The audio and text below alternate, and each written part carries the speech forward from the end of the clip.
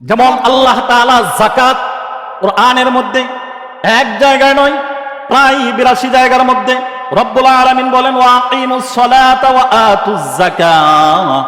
আল্লাহ তাআলা বলেন যত জায়গায় নামাজের কথা বলেছেন, নামাজ কায়েম করো, নামাজ কায়েম করো।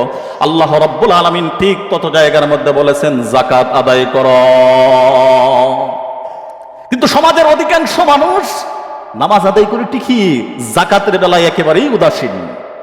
এটা বললেই মাথায় যেন ঠাডা পড়ে, এটা বললেই বোঝা যায় যেন মাথায় কি জানি একটা চাপ পড়ে গেছে গা। যেমন ফেরাউন, কারুন এবং পয়গম্বর মূসা আলাইহিস সালাতু ওয়াস সালামের কথা আছে, অনেক কথাই তো বলতে হয়, কোনটা বলবো কোনটা ছেড়ে।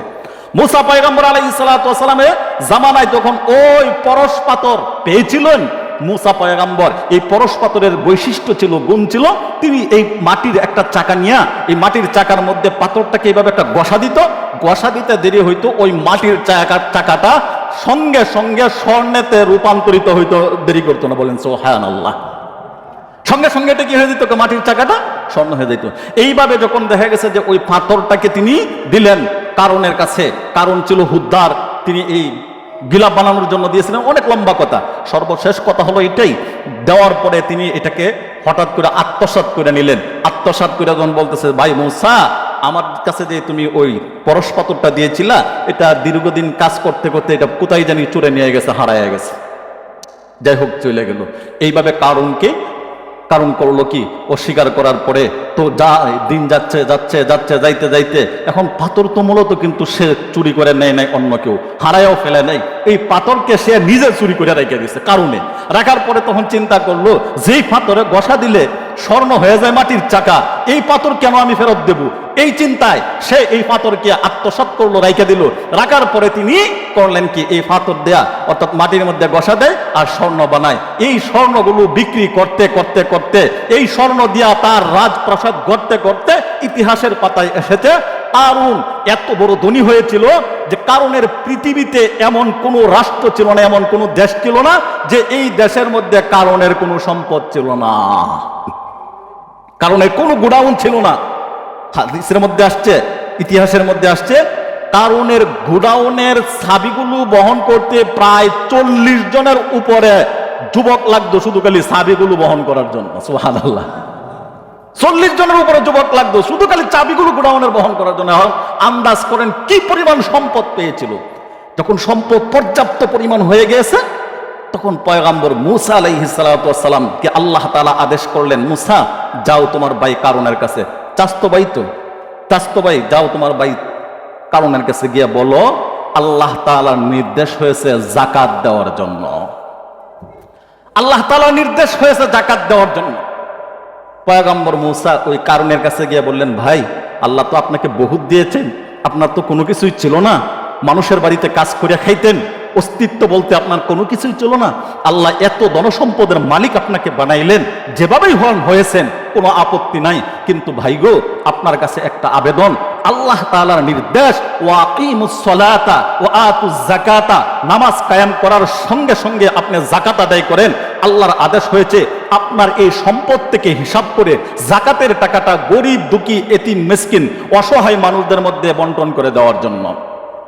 যেই কথা বলছে এখন কারণে কইতেছে, এ মূসা এই সম্পদ আমার ছিল না, না এগুলো তো আমার বাপ দাদার আমল থেকে, এইগুলো আমার বাপ দাদা আমল থেকে। দেখবেন সমাজের কিছু মানুষ এমন আছে, বাপ লইব 20 বছর আগে মানুষের বাড়িতে কামলা দিছে, যেই কোনো এক সুরতে মনে করেন যে 210-20 লাখ টাকার মালিক হয়ে গেছে গা, যদি তার কাছে যান তখন তার বাপ আর হেডাম দেখলে মনে হয়, না জানি মনে হয় 14 পুরুষ থেকে মনে সম্পদ।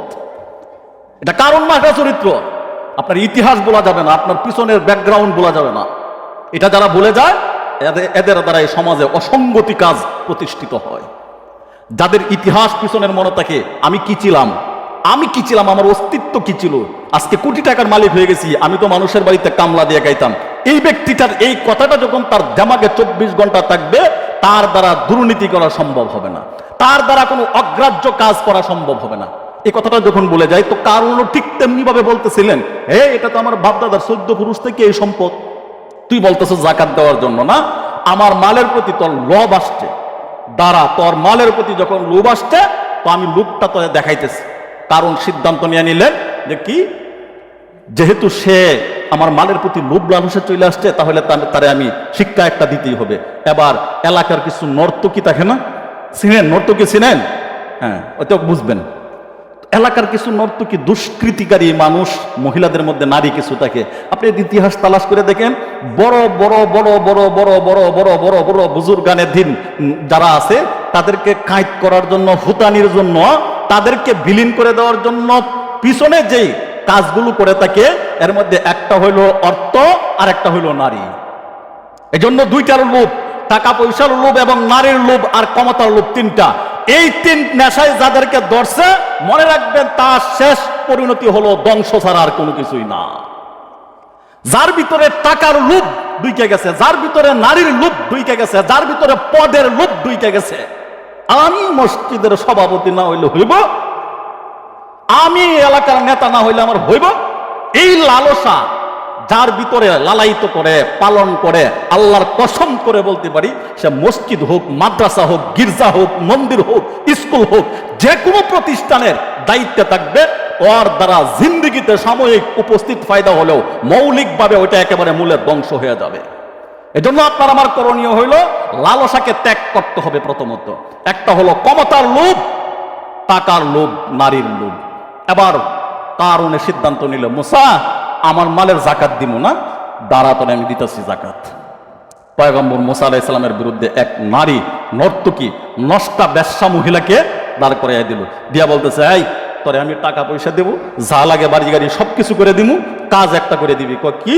ফ্যাটটার ভিতরে কিছু ওই যে নষ্ট কিছু কাপড় আছে না, টানা টানা জাতীয় কিছু কাপড়, এটার ভিতরে তোর এই যে কামিজটা আছে, এটার ভিতর দিয়ে এটার সুন্দর করে গুছাইয়া পড়বি, বইরা এটার ভিতরে পেটটা বড় করবি, বড় করিয়া তারপরে ওই যে ঈদের ময়দানে, ঈদগার ময়দানে মুসা পয়গম্বর যখন মানুষদের সামনে বক্তব্য দিবে, বক্তব্য দেওয়ার সময় একবারে মূল পয়েন্টের উপরে যখন আলোচনা করবে, ঠিক এই মুহূর্তে সামনে সকল মানুষের সামনে দাঁড়ায়া যাইবা, দাঁড়ায়া বলবা, আমার একটা বক্তব্য যে কি, আমি কিন্তু আমার বাপ দাদার কিচ্ছা করতেছি না, ডাইরেক্ট কোরআনের মধ্যে এইভাবেই আসছে, ঘটনাটা এটাই বলতেছি। আমি শুধু জাস্ট কোরআনের কথাটাকে নকল করে আমার বাংলা ভাষা, মাতৃভাষায় আমি আপনাদেরকে শোনাইতেছি, এটাই, এর বেশি কিছুই না। কোরআনের মধ্যে এইভাবে আসছে কথাগুলো। তো বলতেছেন, কারণ বলতেছেন যে আমি মহিলাকে তুমি দেয়া তখন এই পেট নিয়ে, উঁচা পেট নিয়ে মানুষের সামনে দাঁড়ায় মূল পয়েন্টের সময় বলবা যে আমার একটা বক্তব্য আছে, যে কি, যে এই যে মুসা পয়গম্বর যে আপনাদেরকে নসিহত করতেছে, ওয়াজ করতেছে, এই মুসা রাত্রে অপকর্ম করে আমার সঙ্গে অবৈধ বাচ্চা মুসার আমার পেটের ভিতরে, বলেন নাউজুবিল্লাহ, বিনিময়ে গাড়ি বাড়ি যা লাগে সব পাইবা, আর যদি না কও তাহলে কিন্তু মরবা। দেখেন না, কিছু মানুষ করে ফদের লোভে বয়ে, আর কিছু মানুষ করে মরণের বয়ে।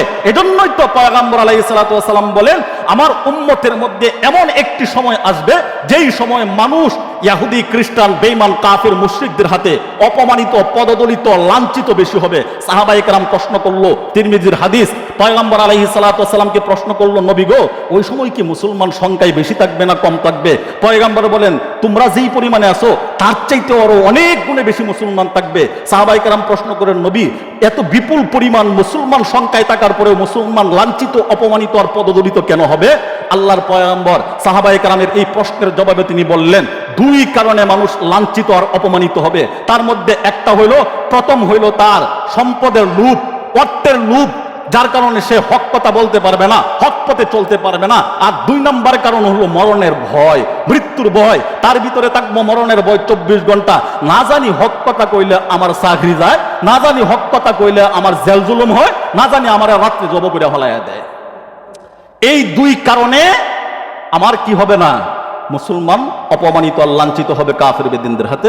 মুসা আলাইহিস সালাতু ওয়াস সালামের বিরুদ্ধে যখন দাঁড় করাইয়া দিলেন, এবার ওই মহিলা গিয়া ঠিক বয়ান যখন মূল পয়েন্টের উপরে আলোচনা চলতেছে, এমন মুহূর্তে মহিলা বলতেছেন, হুজুর ভাই, জনগণ, আপনাদের সাথে মুসল্লিয়ানে কেরাম, আপনাদের সাথে আমার একটা কথা আছে। যে কি? তো কথাটা হলো এই, যে দেখেন, এই যে পেট লইয়া দাঁড়াইছে, ভিতরে তো আতুরি বুতুরি কাপড়ের টেনা লইয়া দাঁড়াইছে, পেট তো আল্লাহ দিলে মাশাআল্লাহ বড়, দাঁড়াইছে। দাঁড়ানোর পরে সবাই তো মুসা বাদ দিয়া মহিলার দিকে মনোনিবেশ হয়ে গেছে। তাকে বলতেছে, মহিলা বলতেছে যে দেখেন, মুসার বিরুদ্ধে, আপনাদের এই ইমাম সাহেবের বিরুদ্ধে, মুসা পয়গম্বরের বিরুদ্ধে বক্তব্য দেওয়ার জন্য কারণ আমাকে তৈরি করলেন, কারণ আমার পেটের ভিতরে এই দেখেন কিছু টেনা ময়লা কাপড় দিয়া আমাকে বলতেছে আমি যেন এই কথা বলি, মুসার সঙ্গে অবৈধ সম্পর্কের কারণে আমার পেটের মধ্যে মুসার বাচ্চা আমার পেটের মধ্যে রয়েছে, বলেন নাউজুবিল্লাহ।